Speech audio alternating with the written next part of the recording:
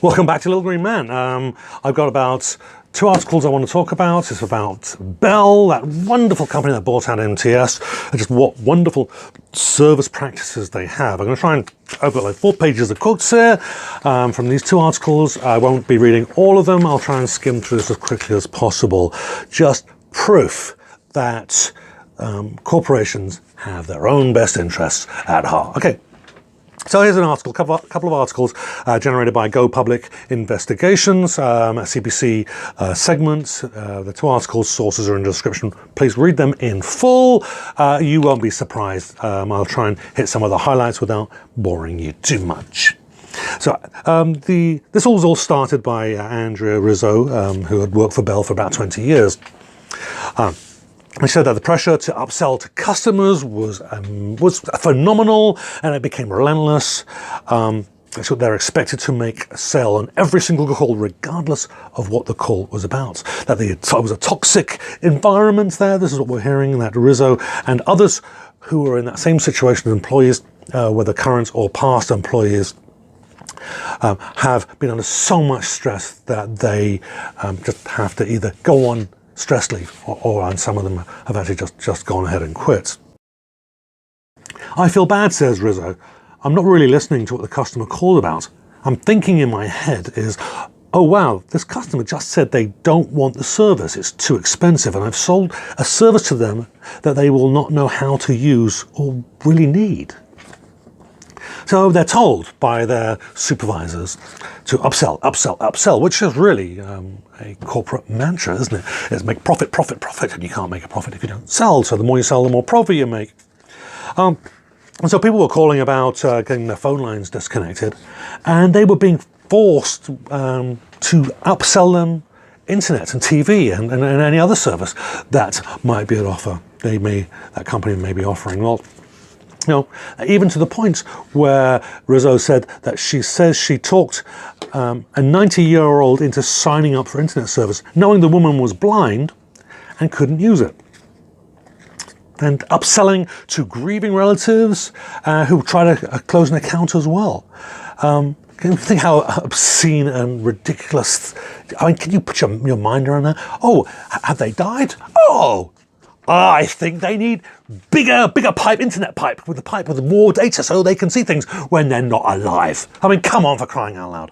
This is obscenities in the name of profits. I mean, this is one of the things that jumped out in the article for me was the name of the department that that Rizzo said that she was working in. It was called the Serve to Sell department. So helping customers with billing and technical problems while expected. The staff are expected to sell them products and services. So you call for anything. Oh, we want to give you more. We want you to pay more and more and more and more. And so this isn't just a matter of one person who's a case of sour grapes. There are actually many other whistleblowers. Someone called Michael Lacaprara. I said that wrong. So apologies, Michael. Said he quit his job at Bell Scarborough's call center in 2015 after a dozen years on the job due to the pressure to hit sales targets by upselling to customers who were often angry. They would say, I hate Bell, and I would have to try to sell them more things on top of what they had. He says he was prompted to quit after he was suspended for 3 days without pay for not selling on a call.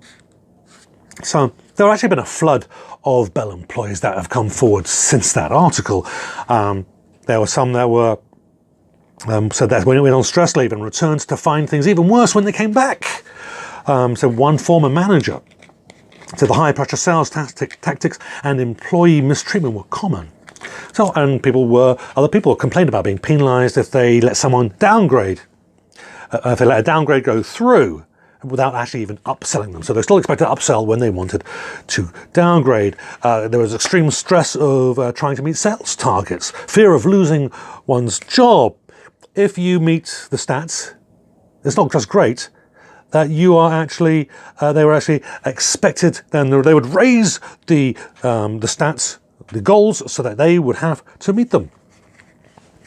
And one person that came forward said they actually sat at their desk in tears many a day. And of course they use some underhanded sales techniques. Some of them are I mean, only underhanded when they're used to an extreme, when you push, push, push.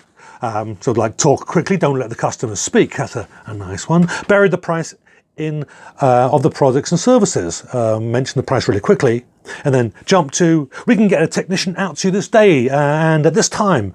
And then they're coached to not talk about the low, small packages, but to sell the higher and more expensive packages, ones that we're never going to use. I mean, I guess I'm in that boat because we actually have regular television service in our package. We have internet and phone and whatever else.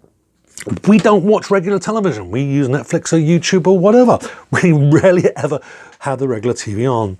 But yeah, we're kind of expected to have it. I'm not even sure if there's a, if our price, the cost of our package goes down or up, but there you go. They do this stuff. And it wasn't just a matter of the people coming forward either. It's not just employees complaining. Bell have a slew of complaints about them before they took over MTS, and they're still doing it now. I've got even some personal beats with MTS myself where I have phoned up, or wife rather has phoned up, has made has been told this such and such a service is on. You can get this phone for such and such a price. We go, okay, great, that's fantastic. We'll go away and think about it. We'll hang the phone up. We'll actually go to the MTS store down the road. We'll talk to someone. They say there's no such package as that. And this has happened like 2 or 3 times. But they've had slew of complaints on all of this. And it's just to show you that the Commission for Complaints for Telecom Vision Services, so the CCTS image right here somewhere, I've probably lost my hand, it shows you that there are more than 8,000 customer complaints. Bell itself had 3,000 of those complaints. I mean, you can see for yourself. This is ridiculous. Now, of course, Bell. This is what Bell has to say.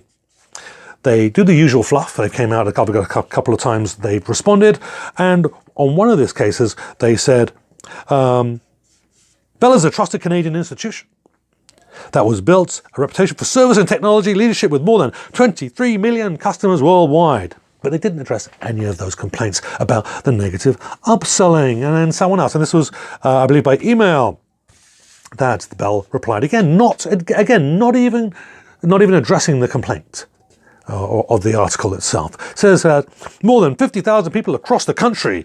So they serve as like, come on. It's like all they can come back to is, we've got lots of people. Yeah, and you probably got lots of people because you've conned them into staying with you. But they didn't address at all the complaints to upsell at all cost. Now, Bell is doing it. I mean, there's no doubt at all. And now upsell is the capitalist mantra. This is how they exist. It's kind of like they're if they don't start off that way, corporations end up becoming that way because of what they are. Now, many former and current employees have come forward. I mean, many giving their names. And there are at least 3,000 customer complaints. So there is no doubt in my mind that this absolutely is happening in the background. There's just too much information, too much data, too many people saying the same thing. Bell is guilty of this. So let me ask though, so who was responsible? Is it the employees for doing it? Well, the Nuremberg defense, I was following orders. So maybe they are. But maybe it's the team leaders who are telling the employees. Maybe it's the supervisors for telling the team leaders. Maybe it's the managers who are telling the team leaders. Or is it the executives that are demanding that they do this? I think the responsibility is completely on the shoulders of the executives. Now, are they aware that this happened? Oh, we hear this all the time. We had no idea. This happened for decades, and we had no idea as the executive what our staff was doing. And I'm saying that is a load of bollocks. If I can use a nice English classical word there. A load of bollocks. You can quote me on that. Because in many of the instances of the employees complaining, they were saying they were coached to do this. People would come, the coaches and the team leaders and the supervisors presumably would come and sit with them and say, look, you've got to do this properly, you've got to do it right, here are the techniques you use, and they're coached to do this. And if they don't, they are obviously punished. And that means then if the supervisors have a standard way of approaching this and coaching their people, well, then the supervisors and team leaders are reporting to managers, and the managers are the ones that are pushing this. And the managers are only pushing this because the executives are pushing it. The executives know absolutely without doubt. And if they say they're not, they're just lying to you, lying to us. And let me say, if an executive was unaware of these practices, then how can they have suspended people without pay, without HR knowing it, and without an executive approving that suspension? It doesn't happen. It is a lie. So one of the Bell team said, well, they can make complaints if things are going awry. They've got an internal complaints issue. That is they can go through the intranet by email or phone, and they can do so through a third-party governance agency if they choose. It's all confidential. Email. Your email address is in there, isn't it? Particularly if they do it internally, and if they phone internally, I don't know I'm in IT. I don't know how to block my caller ID on my phone for an internal call. So they're going to know it's me on the phone. And intranets. Now, I've actually been involved in the past with intranet forms. You fill them out and they go on. They say it's confidential, but it's not. The IP address of the machine you log into is actually in some of the log files. That's how the information gets there. It's all there if they want to go and look for it. So to feel that that is safe and that is secure and it is confidential, you cannot trust it at all. That the people who are dealing with those calls will not use that information somehow to get at the employee. So it's laughable. Confidential, my insert expletive. Now, employees can make a legal claim against an employer. Of course they can. There's something called constructive dismissal. You've been forced out of a job. You've been pushed into a position where you just cannot cope, and being forced out of your position. You can do that.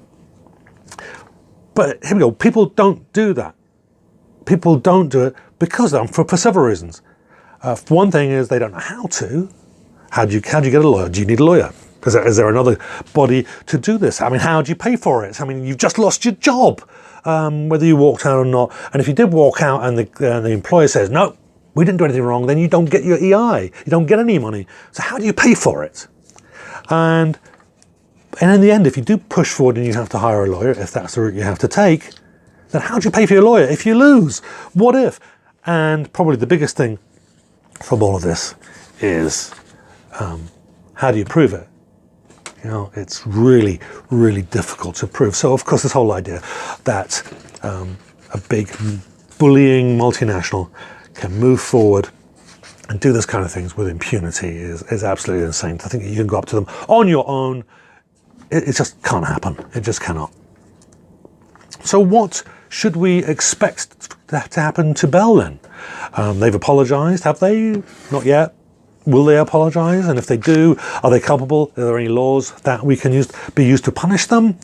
Well, how about a fine? I should back up a little bit. The head of CARP, the Canadian Association for Retired Persons, the country's largest actuary group for people over 50, is demanding a public apology to Bell. Say, apology? They can stick that apology up their backside. No. How about a fine? And not just a fine to recoup the money that they made on this, which is almost seems to be always what happens to corporations. They only get fined the money that they made. There's nothing extra. How about that we estimate the money that they made, and we estimate the money that they would have continued to make on this in the future, so we can project what they made, and then we can project into the future several years, how much money would they have made. And then we can then times that by a number. Let's say 100 times. Let's really hurt those SOBs doing this, and they're doing this underhandedly, and they're just being absolutely nasty in a virtual monopoly where you have no choice to go anywhere but either them or to the other companies that also have a big slew of complaints as well. Not as much as Bell, but still, I mean, look at that graph. The graphic, I'll put the graphic up here again. You can see it's not just Bell. They're just the worst. Excuse me. So, of course, in the end, nothing's really going to happen. The employees will continue to be pushed. Maybe it won't be pushed as hard for a little while. Customers will have few, if any, options because the free market's a big load of BS. Anyway, with all these virtual monopolies, the Bell may be fine, but so what won't be enough for them to stop. Bell will learn nothing from this whatsoever because there will be no consequences to it. Their profits will continue to soar along with their prices, which has already ridiculously bumped up their overpriced services. This is the back door to the Manitoba legislator. Now, if you hit the subscribe button now, hit the notification bell, then you won't be surprised when they try to stick something up your back door.